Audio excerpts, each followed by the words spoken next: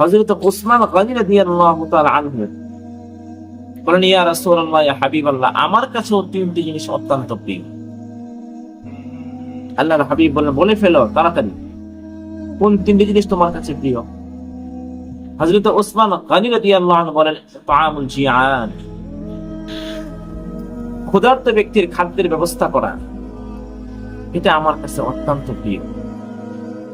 মদিনার এমন কোন ঘর, এমন কোন গরিব ঘর ছিল না যে ঘরে হযরত উসমান গনির দেয়া খাদ্য পৌঁছেনি, এমন কোন ঘর নেই। একদিনের ঘটনা, মদিনার মধ্যে দুর্ভিক্ষ দেখা দিয়েছে, চরম দুর্ভিক্ষ, অভাব, দারিদ্রতা। হযরত উসমান গনি, গনি শব্দের অর্থ ধনী, অনেক ধনী ছিলেন, কোটি কোটি টাকার ব্যবসা করতেন।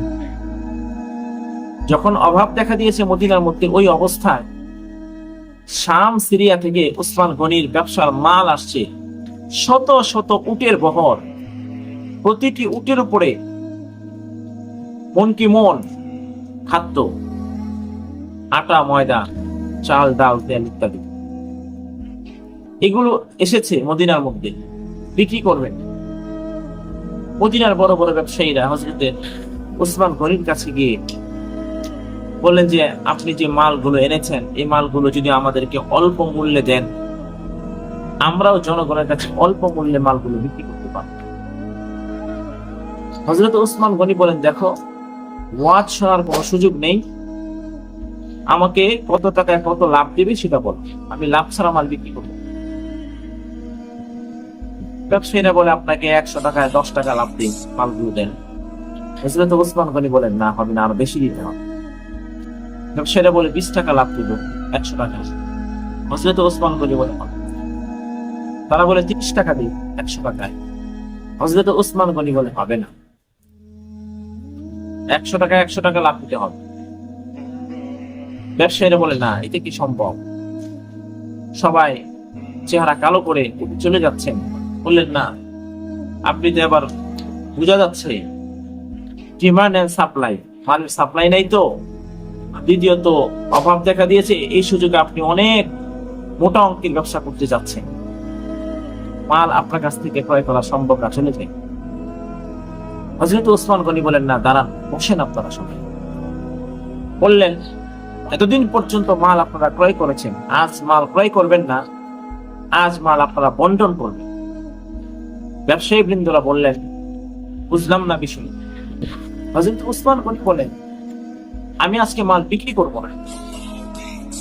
আমি যদি মাল বিক্রি করি আর আমি পেট ভরে ইচ্ছা মতো খেয়ে নবীজির রোজার পাশে গিয়ে সালাম দিই, আসসালাতু ওয়াসসালামু আলাইকা ইয়া রাসূলুল্লাহ, নবীজি আমার সালামের জবাব নেবেন না, বলবেন মদিনার মানুষগুলো না খেয়ে মারা যাচ্ছে, আর তুমি পেট ভরে খেয়ে দে তারপরে এসে আমার কবরের পাশে সালাম দিচ্ছ, নারাজ হবে, অসন্তুষ্ট হবে। এই জন্য আজকে আমি আমার মাল বিক্রি করি, আমার মাল মদিনার মানুষের দাম করে দিলাম, সমস্ত মালগুলো মদিনার ঘরে ঘরে সমহারে বন্টন করে দাও। দর্শক, হযরত উসমান গনির চাহিদা, ক্ষুধার্ত ব্যক্তির খাদ্যের ব্যবস্থা করা, আল্লাহ তাআলা পুরা করেছেন। হযরত উসমান গনি বলেন, অলুসুল উরিয়ান, বস্ত্রহীন ব্যক্তিকে বস্ত্রের ব্যবস্থা করা, এটাও আমার কাছে অত্যন্ত প্রিয়। ইয়া রাসূলুল্লাহ, কার ঘরে বস্ত্র নেই, কার শরীরে কাপড় নেই, আমি তার কাপড় ব্যবস্থা করে দিয়েছি।